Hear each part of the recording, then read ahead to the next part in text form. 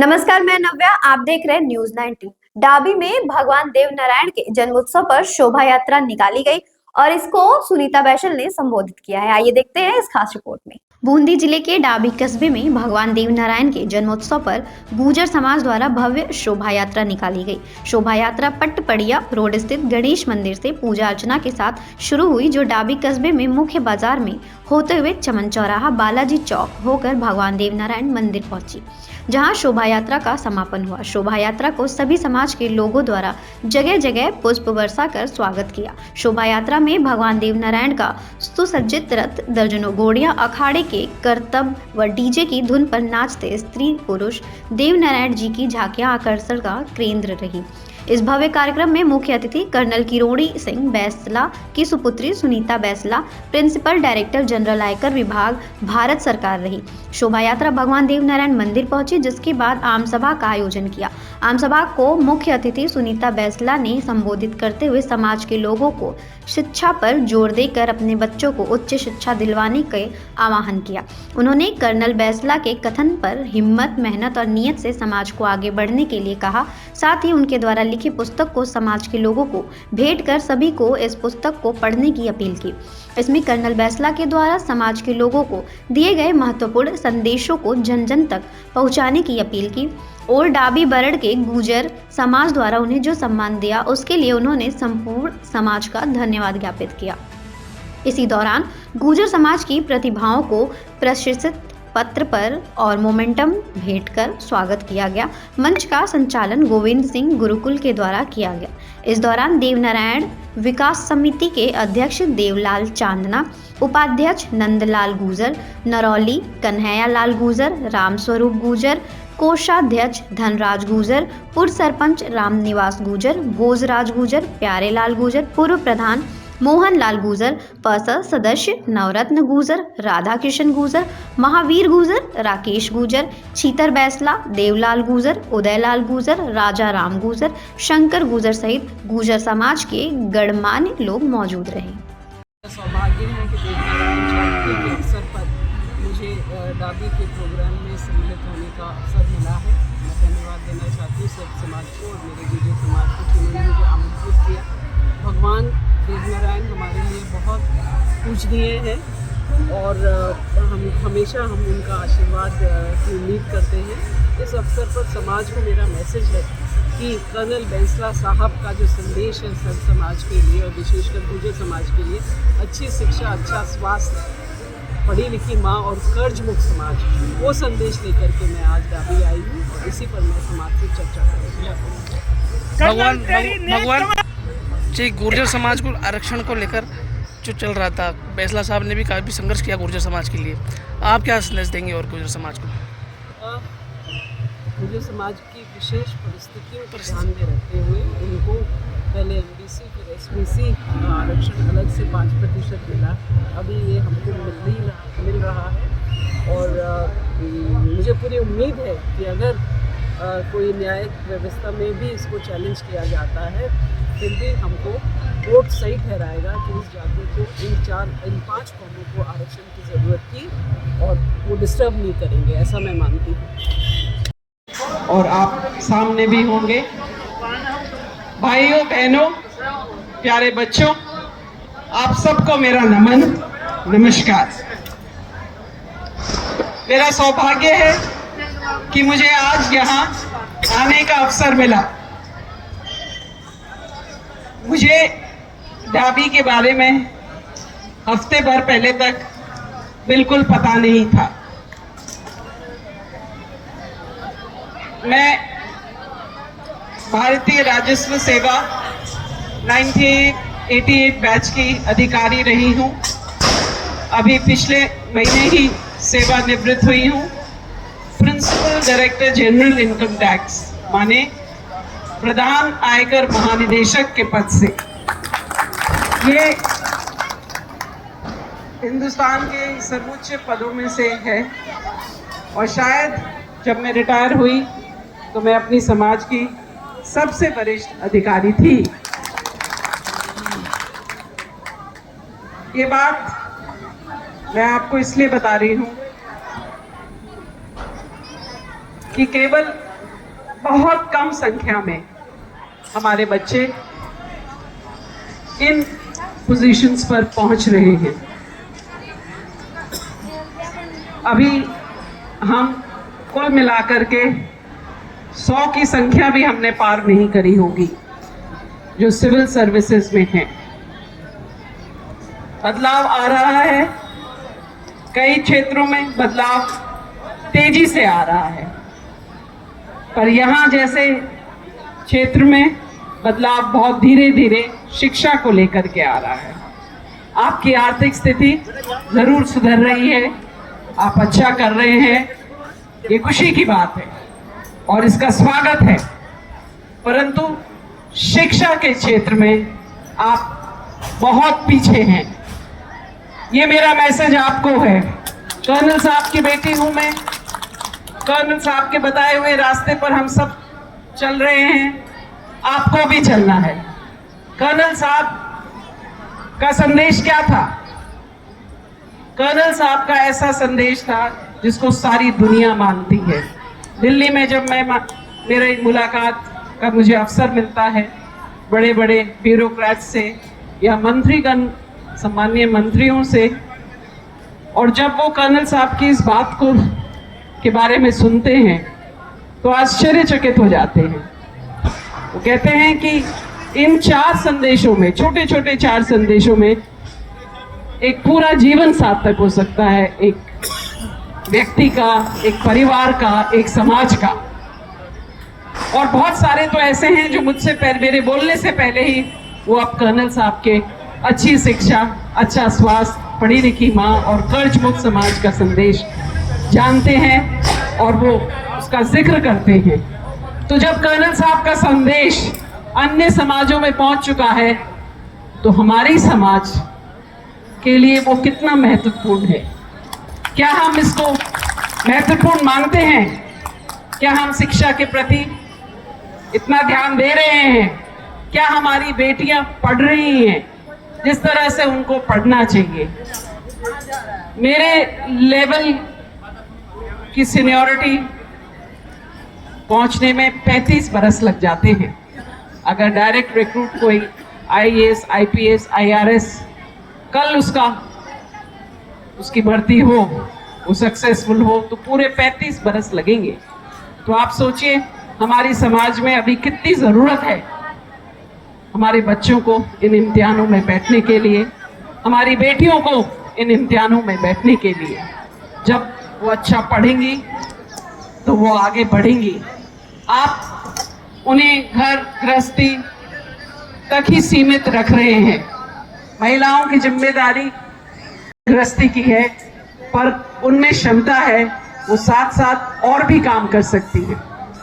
मेरे से जब बात होती है समाज के बंधुओं से, अन्य क्षेत्रों के, यहाँ के नहीं, तो वो जिक्र करते हैं कि कैसे उनकी बहुओं का सिलेक्शन हो गया और उन्हें फख्र होता है जब वो फोन पे बोलते हैं कि मेरी बहू टीचर हो गई, मेरी बहू RPS हो गई या किसी अच्छे इम्तिहान में पास हो गई, तो उन्हें एक गर्व महसूस होता है और उनके बच्चे अभी प्रयास ही कर रहे हैं। तो लड़कियों में आपकी बहुत क्षमता है, आप उन क्षमताओं को पहचानो और उन्हें आगे बढ़ाओ। ये मेरा मैसेज आपको है। अच्छी शिक्षा, अच्छा स्वास्थ्य, पढ़ी लिखी माँ और कर्ज मुक्त समाज। कर्ज मुक्त समाज बहुत जरूरी है। दिखावे में मत आइए। अगर आपकी हैसियत नहीं है भारी खर्चा करने की तो ना करें। कर्जा अगर आपको लेना है तो केवल शिक्षा के लिए लीजिए, अपने बच्चों को काबिल बनाने के लिए, सक्सेसफुल बनाने के लिए। बाकी और चीज़ों में मत जाइए कर्जे की तरफ, दबिए मत।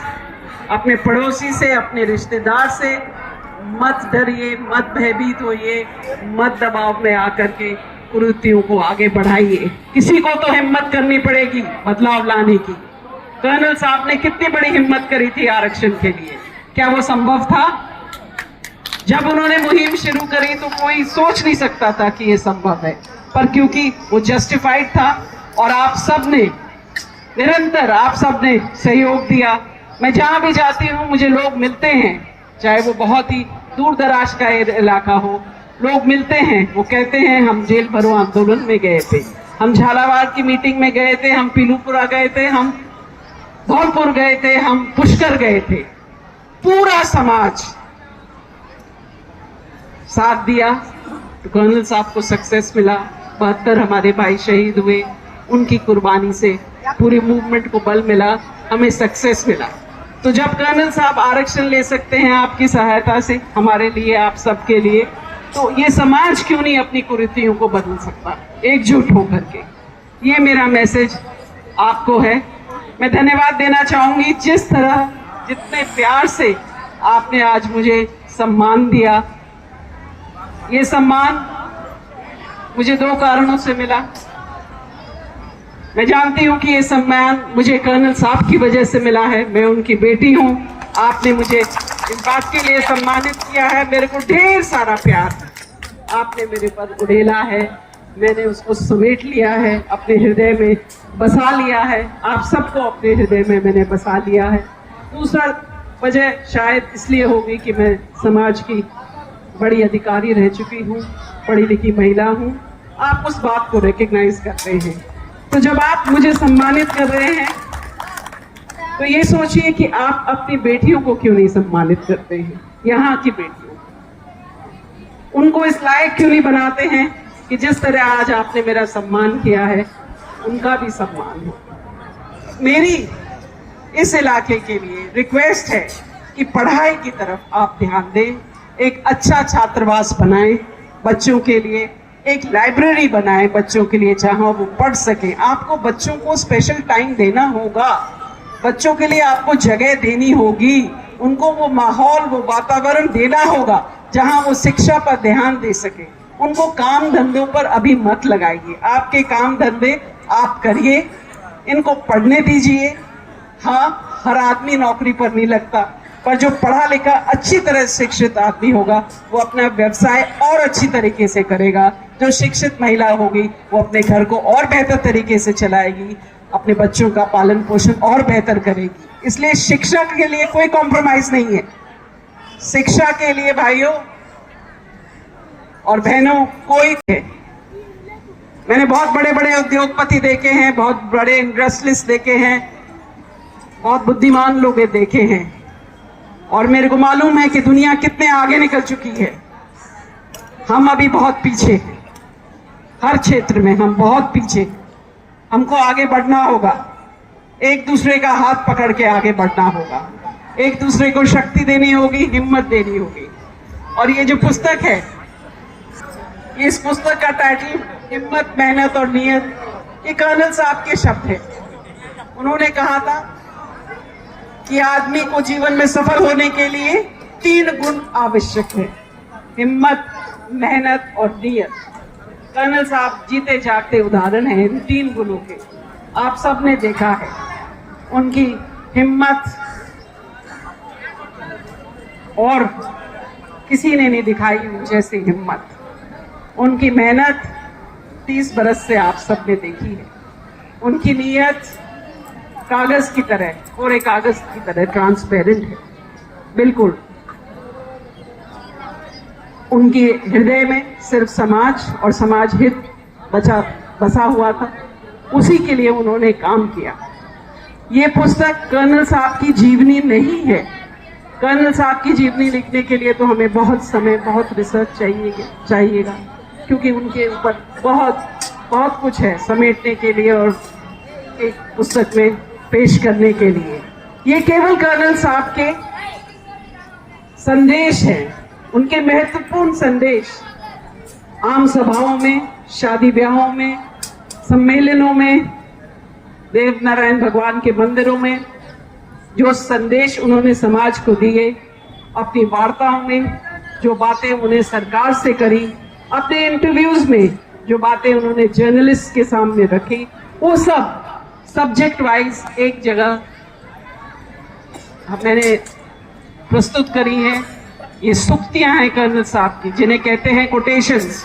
मेरा आग्रह है कि बहुत सारी पुस्तकें मेरे पास नहीं हैं, कुछ हैं 15-16 पुस्तकें जो मैं आपको भेंट करना चाहूँगी। मेरा आग्रह है कि जहां ये पुस्तकें पहुंचे और आप सब खरीदिए, ये बहुत कोई महंगी पुस्तक नहीं है और इसको अन्य समाज के लोग भी बहुत उत्साह से पढ़ रहे हैं। ये सबके लिए इसमें बातें हैं, नॉट ओनली हमारा गुर्जर समाज पर सब समाज के लिए बातें। ये जीवन जीने का सफल होने के इसमें उद्देश्य है। आप गोष्ठी रखिए 2, 3, 4 सुक्तियों को लेकर के महीने में एक बार 10 लोग का समूह, 5 लोग का समूह, 50 लोगों का समूह, आप इस पर चर्चा करिए, चिंतन करिए कि कैसे कर्नल साहब हमारे लिए क्या संदेश लेके हैं। और आप मान लीजिए, मैं बहुत गंभीरता से इस बात को कह रही हूं, आप मान लीजिए कि कर्नल साहब हम सब के पितामह थे। जिस तरह एक पिता अपनी औलाद के भविष्य के लिए फिक्र करता है, उसी तरह कर्नल साहब ने अपने समाज के लिए फिक्र किया और काम किया। एक कर्नल साहब ही थे जो अपनी मीटिंग्स में कहते थे, मेरी बहादुर कौम, मेरी दरियादिल कौम। एक कर्नल साहब ही थे जो हमेशा कहते थे कि अगर मुझे दोबारा जन्म मिले तो मैं गुजरी की कोख से जन्म लूं। भगवान से वो प्रार्थना करते थे। तो जो हमारे लिए एक पिता थे, मेरे भाइयों के और मेरे पिता ने केवल हमारे ही नहीं पिता थे, वो आप सब पूरी समाज के पिता थे। आपके लिए दर्द था, आपके लिए चिंता थी, आपके लिए सोच था, वो सब इस पुस्तक में है। कर्नल साहब के शब्द हूबहू हमने as it is without any modification, कोई उसमें बदलाव नहीं है, हूबहू वही शब्द है। जिन लोगों ने कर्नल साहब का साथ दिया है, उनके साथ आंदोलन में रहे, मीटिंग्स में रहे, आप जब पढ़ेंगे आपको लगेगा कि कर्नल साहब ही आपसे बात कर रहे हैं। तो मेरी रिक्वेस्ट है कि इस पुस्तक को जरूर पढ़ें, इस पर मंथन करें और इसको आत्मसात करें। इस रिपोर्ट में फिलहाल इतना ही। तब तक के लिए बने रहिए हमारे साथ और देखते रहिए न्यूज़ 19।